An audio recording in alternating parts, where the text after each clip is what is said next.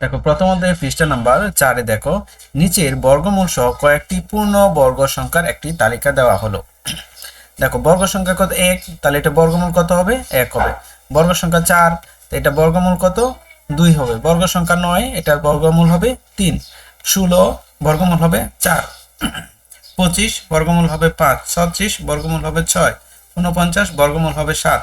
ঠিক এই একইভাবে দেখো বর্গ সংখ্যা কত 64, বর্গমূল কত হবে 8।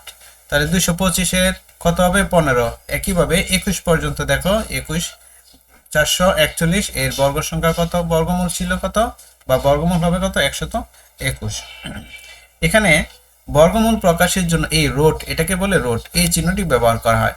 25-এ বর্গমূল বোঝাতে 25-এর উপর কি দেওয়া হবে, এই রোট চিহ্নটা দেওয়া হবে, অর্থাৎ এটাকে বর্গমূল চিহ্ন বলে। আমরা জানি 25 গুণন 5 গুণন 5 কত হলো 25, কাজেই 25-এর বর্গমূল কত হলো 5।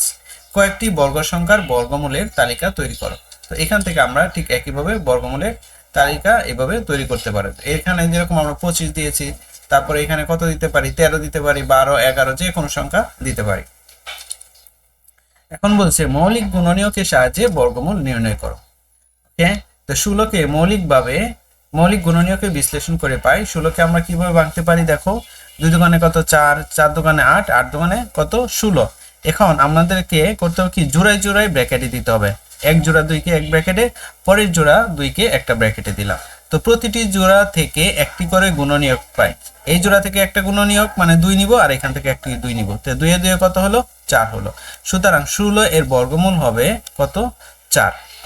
ঠিক একইভাবে 36-কে আমরা মৌলিক গুণনীয়কে বিশ্লেষণ করব। আমরা মৌলিক সংখ্যা কি কি জানি 2। দেখো এখন 36-কে কিভাবে ভাঙবো।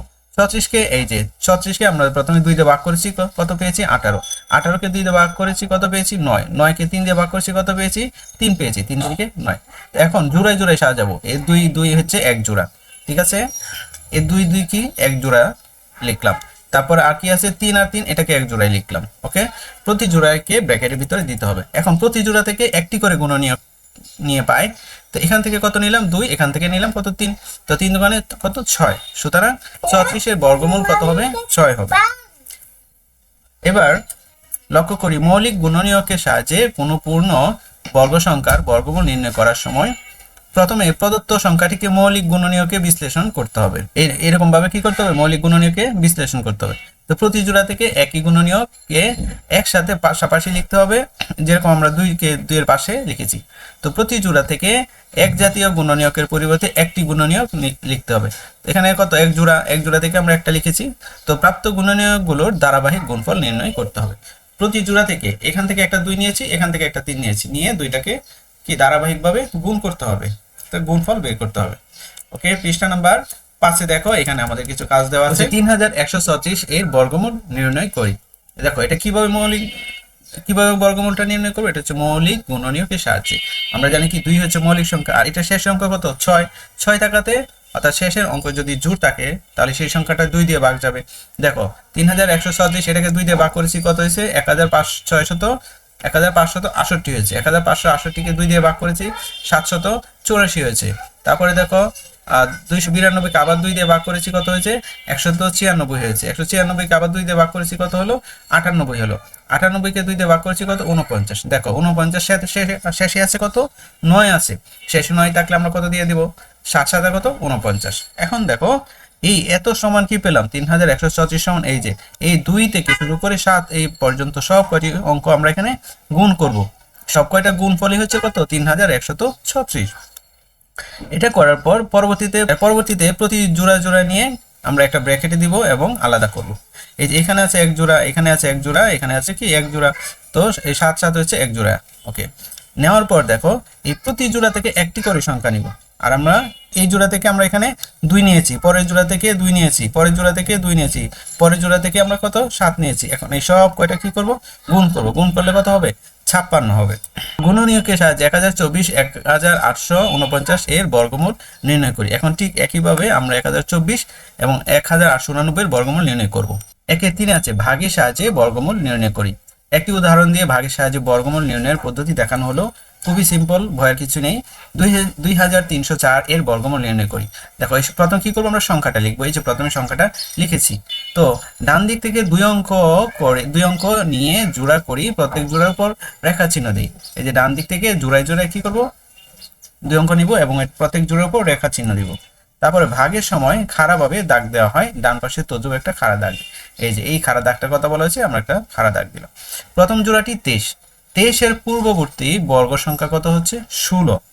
আচ্ছা, 23-এর পূর্ববর্তী বর্গ সংখ্যা 16, তো যার বর্গমূল কত, 16-এর উপর রোড দিব, বর্গ চিহ্ন দিব, অর্থাৎ কত হবে 4।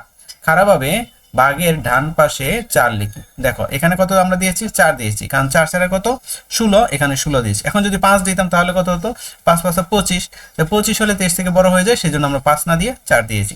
এখন দেখো 23 থেকে 16 বিয়োগ করি। এখন আমরা 23 থেকে 16 বিয়োগ করব। 23 থেকে 16 বিয়োগ করলে কত পাবো, 7 পাবো। 7 পাওয়ার পরে যে উপরে যে জোড়া আছে সেই জোড়াকে আমরা নিচে নামাবো। ওকে, তাহলে কত হলো, 0 যখন নিচে নামলো তখন সেটা হয়ে গেল কত, 704। ওকে, এখন 704 দেখো বিয়োগফল ডান এর পরবর্তী জোড়া 0 4 বসাই। তো 704 বাম দিকে খারাপভাবে ভাগের চিহ্ন দিই। এখন আমরা কি করব, এইদিকে আবার ভাগের চিহ্ন দিব। তার পরবর্তীতে করতে হবে, এখন এই যে 4 ছিল, 4-এর দ্বিগুণ কত, 4-এর দ্বিগুণ হচ্ছে কত 8। আমরা এখানে 8 লিখেছি। দেখো 8 এবং খাড়া দাগের মধ্যে অঙ্কটি বসানোর মতো স্থান করি। তো এই পাশে দিয়ে 8-এর দ্বিগুণ কত আমরা লিখলাম, 4 লিখলাম।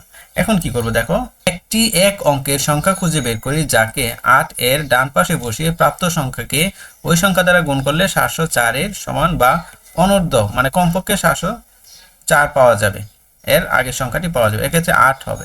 সংখ্যাটি 8 ভাগফলেও 4 এর পাশে বসাইতে হবে। দেখো এই 4 এর পাশে বসাইতে হবে, 8 বসাইতে হবে। এই হচ্ছে আমাদের 8, আগের 8। এই 4-এর দ্বিগুণ কত, 4-এর দ্বিগুণ হচ্ছে এই 8 লিখেছি। এখন এখানে এমন একটা সংখ্যা বসাইতে হবে যে সংখ্যার বর্গ করতে হবে এবং এই সংখ্যাটা আবার ভাগফলে করে বসাইতে হবে। তো এখানে আমরা কত বসিয়েছি, 8 বসিয়েছি। তো 8-এ 8 যখন গুণ করব তখন কত হবে, 88-কে 8 দিয়ে গুণ করলে 8 8 64, 4 8 8 64, হাতের আছে কত 6, 64 আর 6 কত 70, অর্থাৎ 704 হলো। অর্থাৎ এখানে যে সংখ্যাটা বসাবো এই সংখ্যাটা আমাদের কি আগের যে ভাগফল আছে ওইটার সাথে বসাইতে হবে, প্রথম অঙ্কের সাথে বসাইতে হবে। তাহলে ভাগফলের স্থানে পাওয়া গেল 48। তো এটি নির্ণয় বর্গমূল, অর্থাৎ 2304 এর বর্গমূল কত 48। তো লক্ষণীয় যে ভাগের সাহায্যে বর্গমূল নির্ণয় করার সময় সংখ্যার ডান দিক থেকে জোড় করতে গিয়ে শেষ অঙ্কের জোড় না থাকলে একে জোড়ায় ছাড়াই গণ্য করতে হবে। 3 নম্বর অঙ্ক দেখো, ভাগের সাহায্যে 3100। 3 নম্বর অঙ্ক দেখো, উদাহরণ ভাগের সাহায্যে 31684 এর বর্গমূল নির্ণয় করি। তো প্রথমে কাজ হচ্ছে আমাদেরকে জোড়ার উপরে রেখা টানতে হবে। প্রথম এই যে জোড়ায় রেখা টান দিলাম, এখানে জোড়া নেই তাই রেখা টান দিই। তো এখন করতে হবে এই যে 3 আছে, এমন একটা সংখ্যার বর্গমূল নিব যেটার কি বর্গ সংখ্যাটা কি হয় 3 থেকে ছোট হয়। তাহলে আমরা যদি এখন 1 নিয়েছি, 1 1 এ কত 1 হয়। এখন যদি এখানে 2 নিতাম, 2 2 4, তাহলে 3 থেকে বেশি হয়ে যায়, সেই জন্য আমরা 1 নিয়েছি। 1 নিয়েছি, নেওয়ার পর 3 থেকে 1 বিয়োগ করেছি, কত হলো 2 নামলো। এখন উপরে যে জোড়া, প্রথম জোড়া 16, 16কে আমরা এখানে নিচে নামিয়েছি। এখন কত হলো, এখানে হলো কত 216, আর এখানে কত 1। 1কে এই যে এই 1কে 2 দিয়ে গুণ করব। 1 2 দিয়ে গুণ করলে 2 একে কত হলো, আমরা 2 পেলাম। 2 পাওয়ার পর এখানে এমন একটা সংখ্যা বসাইতে হবে যেই সংখ্যা কে এটার সাথে মিলিয়ে পড়তে হবে। এখানে 7 বসিয়েছি, 7 আর এই 2 এ কত হলো, 2 10 7 কত 27। তো 27কে আমরা এখানে যেই সংখ্যা বসাবো, ধর এখানে 7 বসিয়েছি, এই সংখ্যাটা আমাদের ভাগফলে করে বসাইতে হবে। ওকে, তাহলে বসানোর পর এখানে কত হলো, এখানে হলো কত 27। ওকে, 27কে এই যে 7 বসিয়েছি, 7 দিয়ে কি করব, গুণ করব। 7 7 49 কত 9, 7 দোকানে 14, 14 আর 4 কত 18। ওকে, আমরা এখানে 18 লিখলাম, মানে 189 হলো। 189 হওয়ার পর এখন আমরা কি করব, আবার বিয়োগ করব। 216 থেকে 189 বিয়োগ করলে কত হবে, দেখো 16 থেকে যদি 9 চলে যায় তাহলে কত হবে। এখানে 3 নম্বর উদাহরণটা দেখো, ভাগের সাহায্যে 31684 এর বর্গমূল নির্ণয় করি। তো প্রথমে আমরা কি করব, দেখো জোড়ায় জোড়ায় ভাগ, জোড়ায় জোড়ায় রেখা টান দিয়েছি। ওকে, তারপর 3 এর উপর জোড়া নাই তাই রেখা টান দিইনি। তো 3কে এখন এমন সংখ্যা দিয়ে এখানে বর্গ করব, এমন দুইটা সংখ্যা দিয়ে যাতে 3 থেকে বড় না হয়। তো 1 1 এ কত 1, 1 1 এ গুণ করলে কত হবে 1 হবে। ওকে, 1 1 এ আমরা 1 লিখলাম, ঠিক আছে। তারপরে এখন যদি 2 দিয়ে একের পরে কত 2 2 দিয়ে গুণ করলে 2 দিয়ে 4 হয়, 3 থেকে বেশি হয়ে যায়, সেজন্য আমরা 1 দিয়ে দিব, 1 দিয়ে দিলাম, 1 1 1। এখন 3 থেকে 1 চলে গেল, কত হলো 2।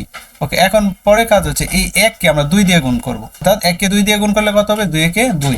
এখন এখানে এমন সংখ্যা বসাবো যেই সংখ্যাটা কি করতে হবে, এই ভাগফলের ঘরেও বসাইতে হবে। তার মানে এবং এই সংখ্যাকে, যে সংখ্যা বসাবো এই সংখ্যাকে সেই সংখ্যা দিয়ে গুণ করে এখানে নামাইতে হবে। এখানে বসিয়েছি কত 7, তো 27 কে কত হলো 27 হলো, 27 কে আবার 27 দিয়ে যখন গুণ করবো 189 হবো। তো 216 থেকে 189 বিয়োগ করলাম, বিয়োগ করার পর কত হলো 27 হলো। আর উপরে রয়ে গেল কত জোড়া 84, ওই জোড়া 84 কে আমি এখানে নামালাম। নামানোর পর এখানে স্বচ্ছ হলো, স্বচ্ছ দ্বিগুণ কত, স্বচ্ছ দ্বিগুণ হলো 34, তাই 34 লিখলাম। আবার এখানে এমন সংখ্যা বসাবো যেই সংখ্যাকে 8 বসিয়েছে, 8 দিয়ে যে সংখ্যা গঠন হবে, তো 8 দিলে সংখ্যাটা গঠন হবে কত 348। 348কে আবার 8 দিয়ে গুণ করতে হবে, 8 দিয়ে গুণ করলে হবে 2784, 2784 লিখলাম, তো মিলে গেল। এবং এখানে যে 8 দিয়েছি সেই 8টা আবার ভাগফলের করে দিতে হবে, তাইলে আমরা লিখতে পারি সুতরাং 131,684 এর বর্গমূল কত হবে, 178 হবে। এখন কাজ দিয়েছে যে 1444 আর হইলো 10,404 এর বর্গমূল নির্ণয় করি। আচ্ছা, তারপর হলো 529, 3925, 5041, 4489 সংখ্যাগুলোর বর্গমূল সংখ্যার একক স্থানীয় অঙ্ক নির্ণয় করতে হবে।